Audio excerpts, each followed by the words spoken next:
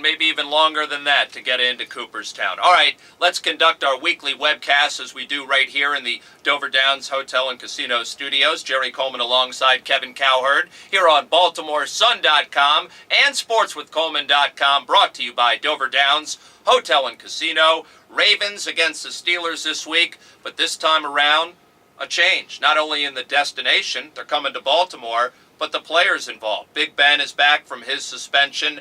Ed Reed is back from his injury. How much of a difference do you think that will make? Well, I think we've got a couple of factors here, and the one factor, Jerry, that's obviously going to affect the game is injuries on both sides. You know, you say Ben Roethlisberger's back, yeah, but he seems to have some sort of a foot injury. Again. Yeah, the Pirates, okay.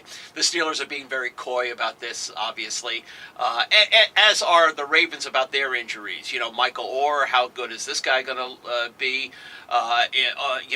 What's going on with LeRon McClain?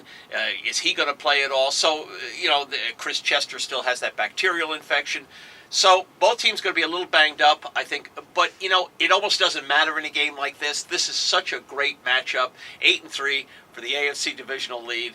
It almost doesn't matter who's out there on the field. It's going to be a great game. And not just the divisional lead in the AFC North, folks, but also the possibility of hosting maybe one or, believe it or not, two playoff games at home.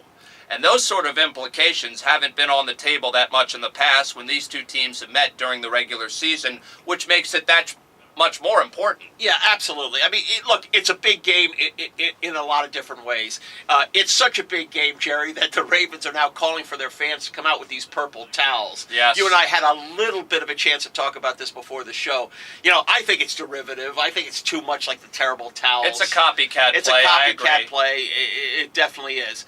So I'm looking for the Ravens fans. I actually wrote about this for tomorrow's Baltimore Sun, Jerry. I'm looking for Ravens fans to come up with something more original than that. I guess that's the Ravens play this time. They want to do the terrible towels, but at least in the future, they got to come up with something better than that. Absolutely. I agree on that front. But as far as the Steelers go, they're banged up. The Ravens are banged up. The winner of this game, though, is not only going to have bragging rights in the division, but they'll set themselves up very nicely for the road ahead in December and hopefully long into January.